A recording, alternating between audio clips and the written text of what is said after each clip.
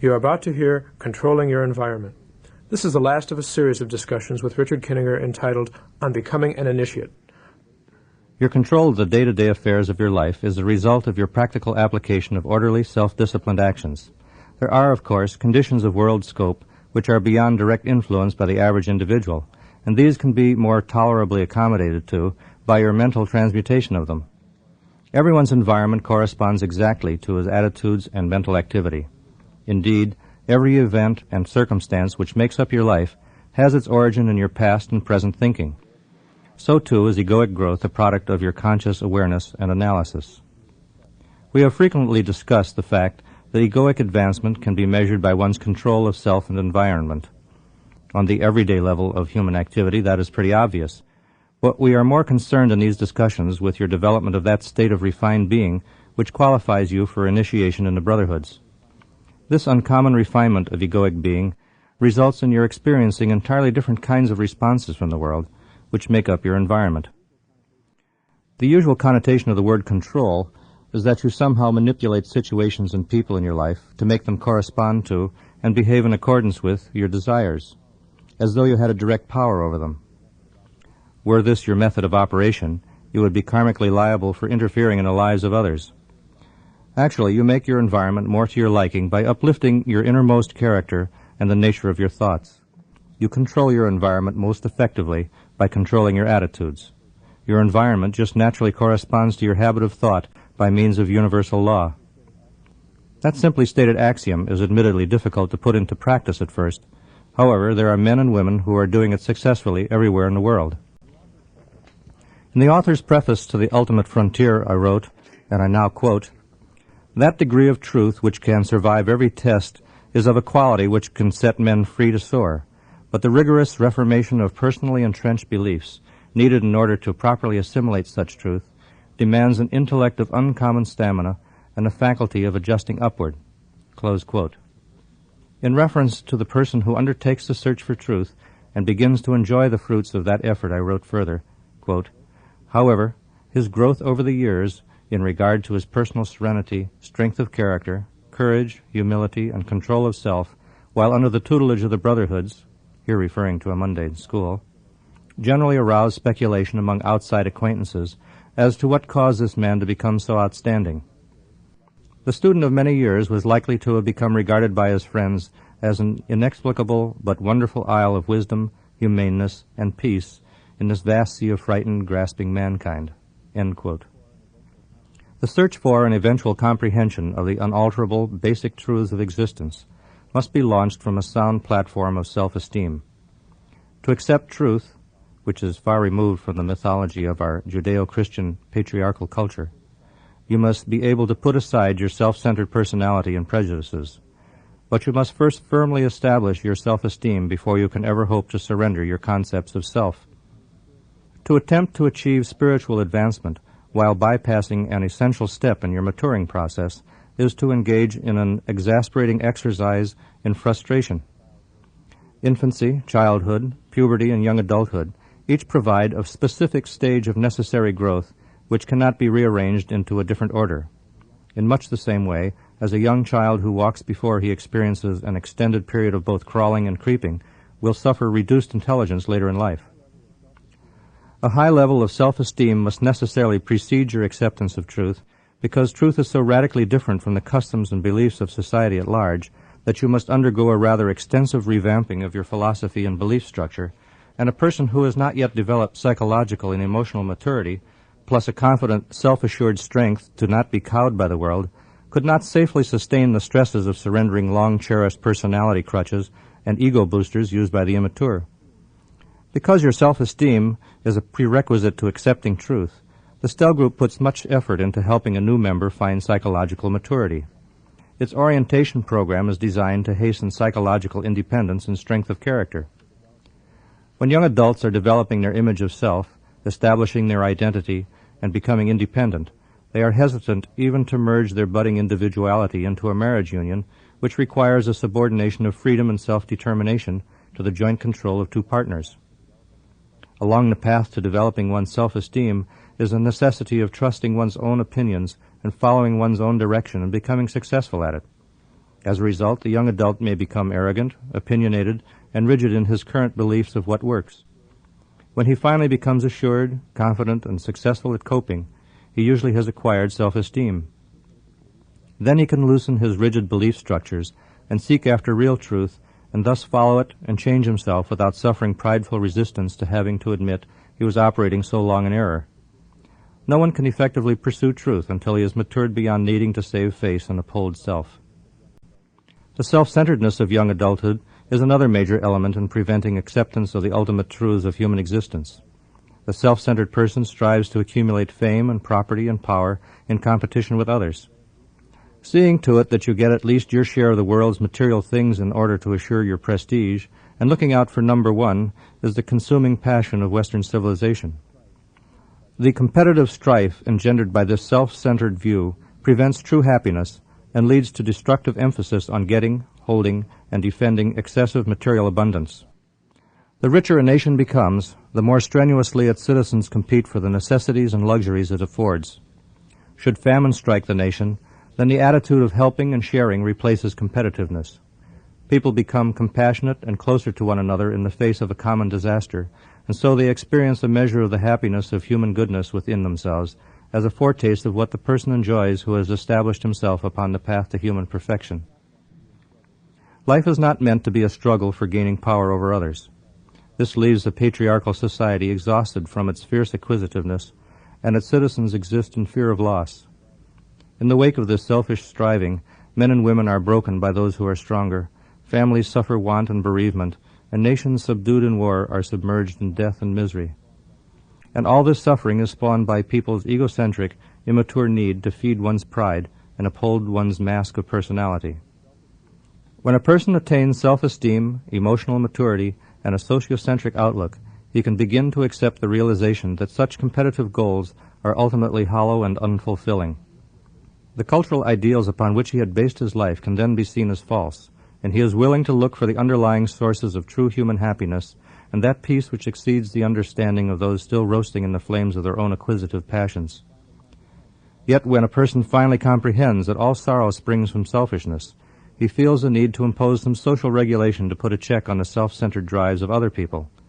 But this is because he feels dominated by the immensity of the grasping, quarrelsome greed of everyone else and feels it must surely come to overwhelm him. Eventually, you must realize that you have control over no one but yourself, and that by ridding yourself of selfishness, the laws of mental attraction remove you from the whole arena of competitive strife and sorrow. Your self-esteem will allow you to judge yourself fairly and lead you to give up the upholding of your image before others, and so you will progress from love of self to love of others. Thereafter, the imposition of strife upon you from the outside will cease, and the joys you sought in vain while engaged in selfish pursuits will be yours by virtue of the laws of mental attraction. To be selfless, loving, and compassionate, and to be helpful to others who are no longer seen as rivals, is to bring identical conditions to you by operation of universal law. Whatever you put into motion returns to you in equal measure.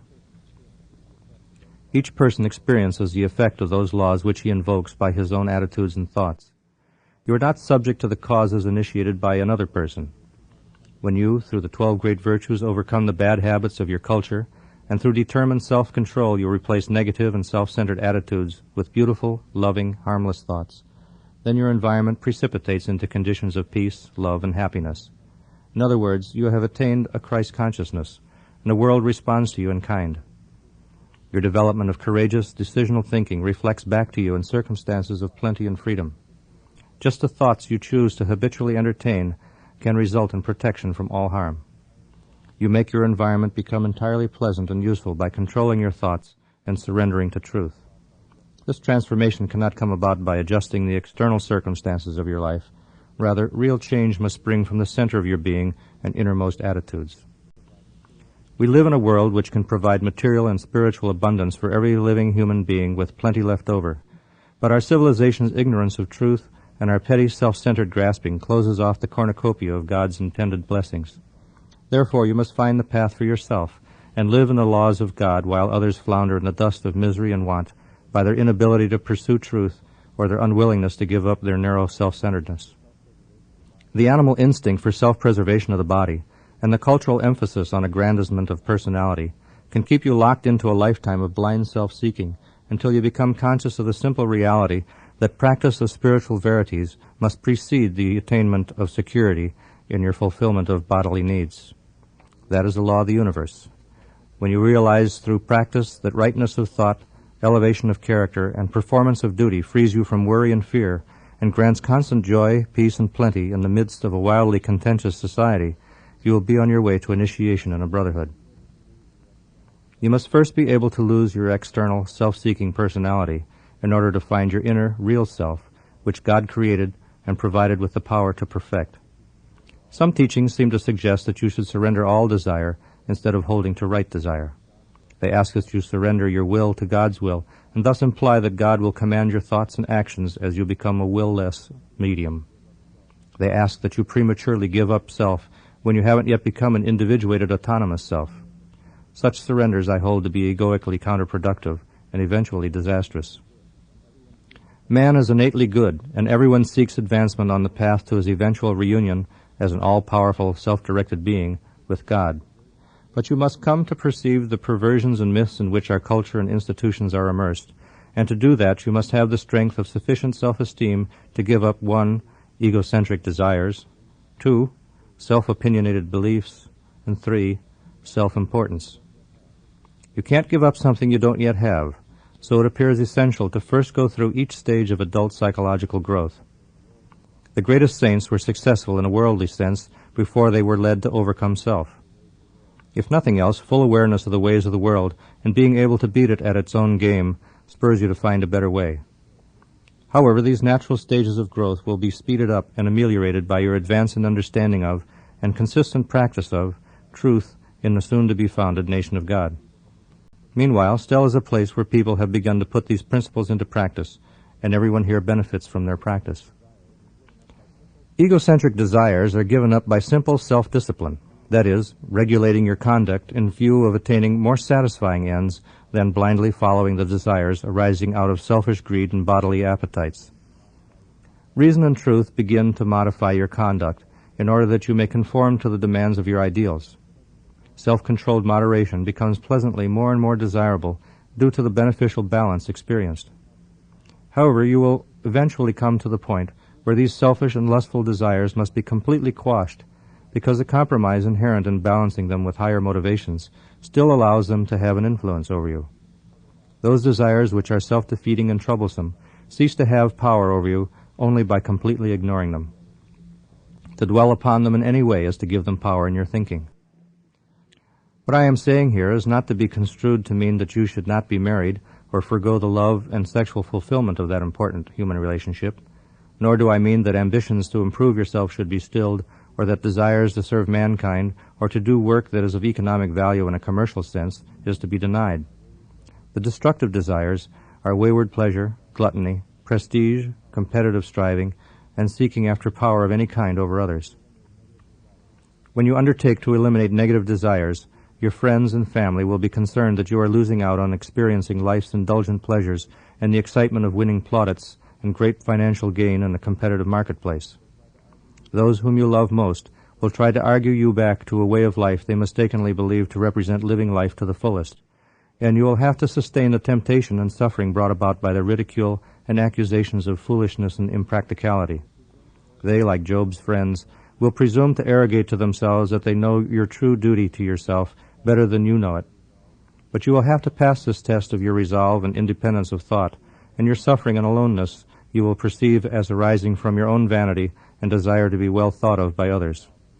You must stand courageous in your resolve to aspire to personal greatness, to search out truth and follow it wherever it may lead you, to strive towards your ever-expanding ideal of godlike love, and to overcome selfish motives and the need to be admired. You may stumble and sometimes have to admit of temporary failure, but your journey onward and upward can be forwarded bit by bit every day. Setbacks nevertheless strengthen your conquest of egocentric self, even though you may not achieve an attempted victory at first. Today's loss adds to knowledge gained, which can be used in tomorrow's silent battles. These are trials that are yours to undertake alone, unperceived and unencouraged by others, just as everyone before you has had to do it. The rewards of discovering the real nature of yourself and the secret ways of the universe, which never fail, is too exciting an adventure to turn back from. When you rise above your selfish thoughts and motives that had at one time ruled you, you will clearly comprehend the world and how selfish striving is the cause of all suffering and ruinous wars. Your unalloyed compassion and love for those who still struggle in their unawakened state finalize your complete change in attitude, and the world responds entirely differently towards you. Your unselfish thoughts and loving acts, even towards those who would compete with you, and your lack of trying to defend yourself against revilers, results in your prospering in your mundane affairs as never before. Friends who had mocked you begin to respect and love you, and you find yourself associating with people of distinctly noble character who can be considered important sustainers of mankind. People from all over the world will come into your life to extend their spiritual fellowship, people whose type you had no inkling of while you labored under the misapprehensions of your selfish, willful ways. These people will become powerful factors in your life, and you will experience mutually loving recognition in them. Such are the rewards of your lonely climb to self-control. And in your rising, you will have learned to employ powers of mind by which you can better govern your affairs in a masterly way. In addition, you will have learned to see through the more subtle delusions of the intellect and penetrate the traditional semantic constructs which lead man's perceptions of reality astray. You will have distinguished between the real and unreal, and have learned to recognize permanent principles as opposed to the seeming truths of our culture's domineering mythology. There are many spiritual traps to elude along your path to finding and accepting truth. Foremost among these are religious posturings and occult temptations. To make a show of spiritual enlightenment is mere one-upmanship and arrogance. The wearing of saintly garb, or even a mandala worn on a necklace, is just so much spiritual snobbery and pretense, and, at best, can be charitably considered a statement of intended direction in your life. The seeking of occult power is fatal to spiritual growth. To engage in relationships with unseen, unknown spirit entities through the tarot, I Ching, Ouija board, automatic writing, mediumship, or witchcraft is invariably destructive to anyone. The people who are diverted from self-growth and get stuck on their fascination with spirit phenomena and the weird and wonderful happenings of ESP and the occult are legion. Only by discriminately changing oneself through discipline and knowledge of self can a man or woman advance egoically and achieve control of self, experience lasting prosperity, and live in the joy of love. Those who immerse themselves in religious emotionality stagnate in the flowery, ephemeral illusions of their blissful feelings and emotional highs. Such people seem to doubt the perfectibility of man and cling instead to contemplating God's magnificence and the miracles of the saints and the ascended masters.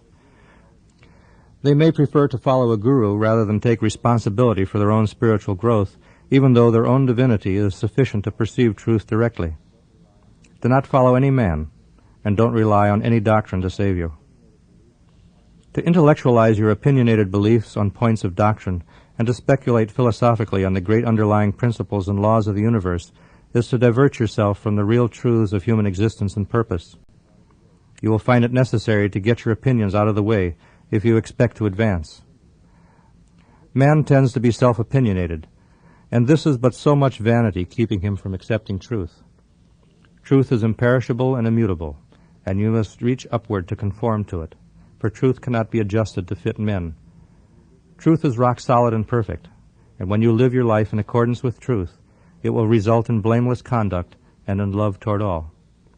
Only when your prideful self-opinionation is abandoned in favor of humility can you hope to distinguish between real truth and your opinions about truth.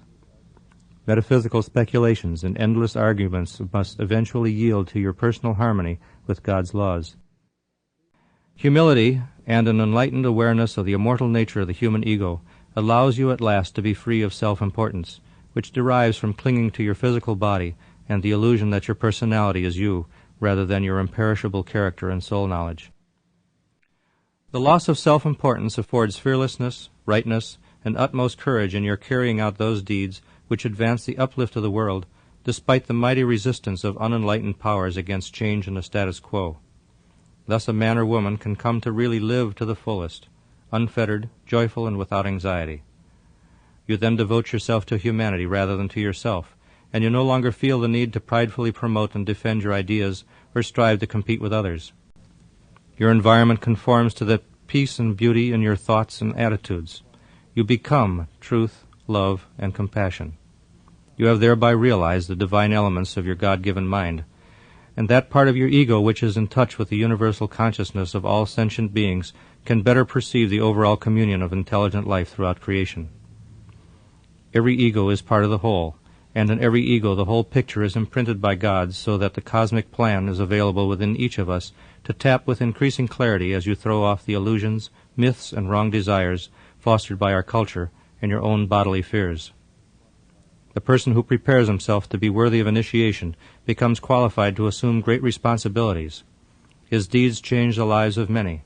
His words become the inspiration to men and women to remold their characters. His loftiest dreams become fulfilled, and all this springs from his thoughts, which, when imbued with the power of his refined character and disciplined control of self, crystallizes into reality by virtue of universal law.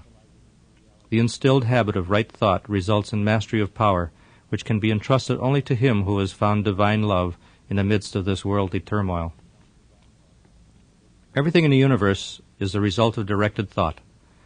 Whatever the nature of your thoughts, they will manifest into words and actions by which others will come to perceive the outward effects of your habitually reinforced attitudes and ideas. So do not imagine that your thoughts can be kept secret for very long. Your thoughts can be made to be anything that you choose. No habit of attitude is so strong that it cannot be supplanted by a better one. Aim high, choose a great purpose, and your environment must finally yield utterly to your disciplined attitudes. And having a purpose gives direction and focus to your energies.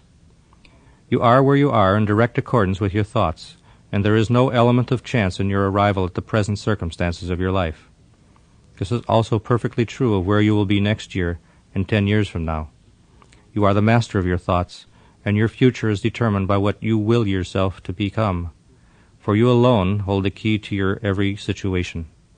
Your destiny, your future environment, and the extent to which intelligence, love, and control of self will manifest in your mind will be determined by your mental activity from this day forward. Let me pose a question for you to answer for yourself. What do you intend to do about all this? Some people have joined the STEL group to enhance their spiritual environment and to learn how to discipline their thoughts and attitudes.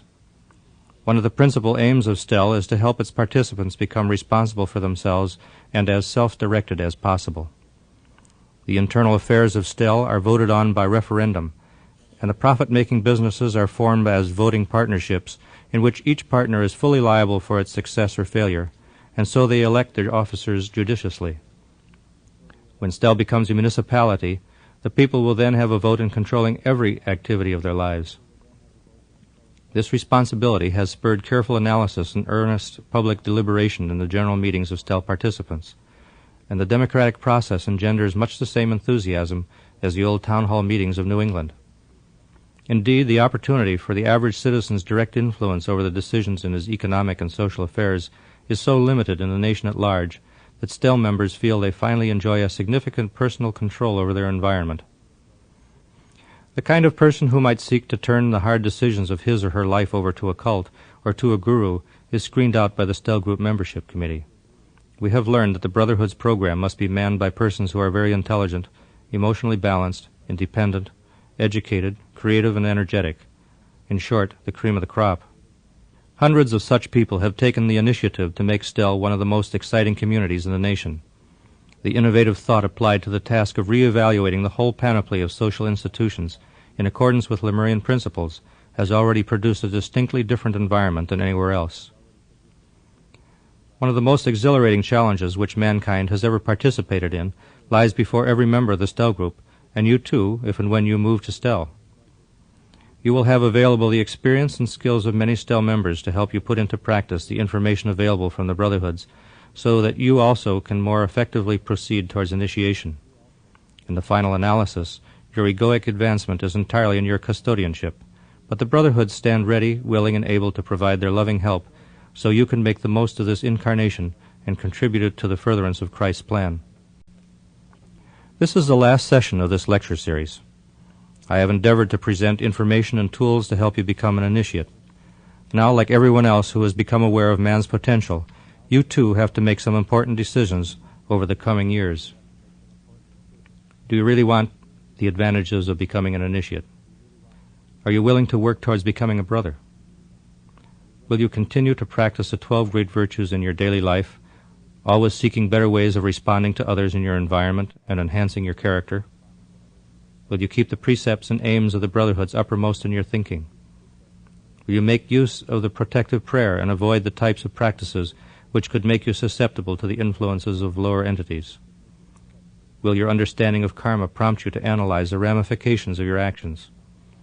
Will you put the information on tithing to work by starting a program today or continuing one you have started?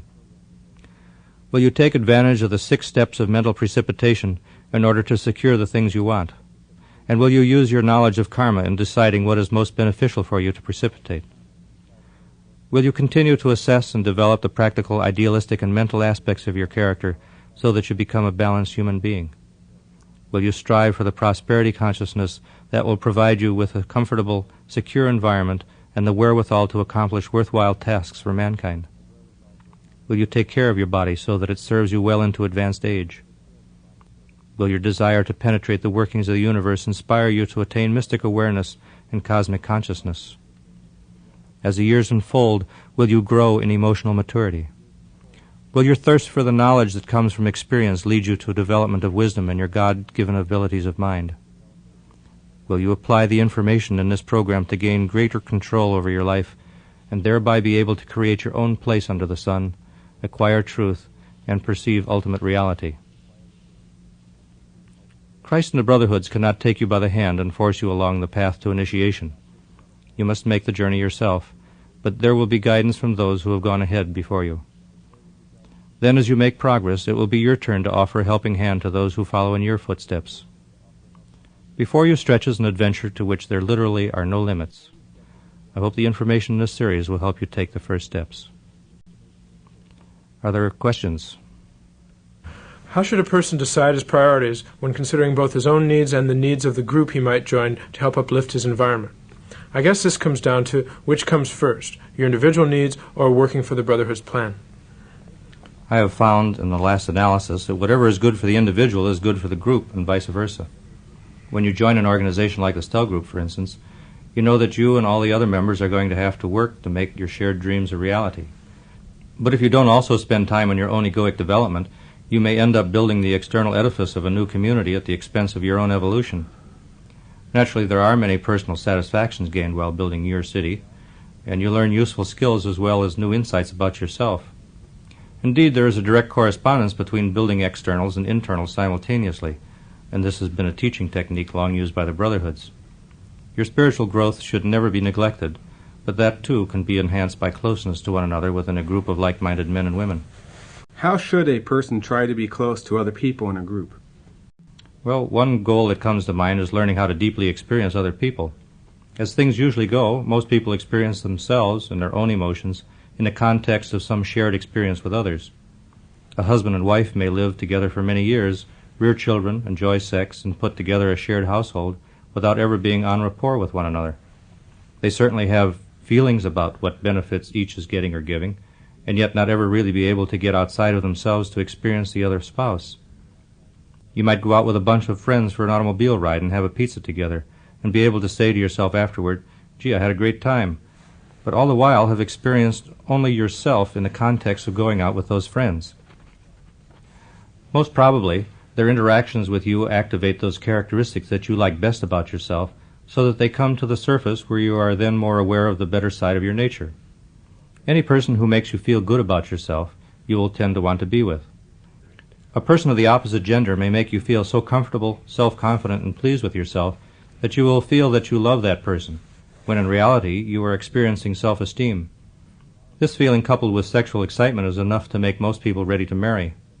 The question remains, however, have you really experienced the other person? Do you have empathy with the other person's feelings and needs and his underlying egoic identity?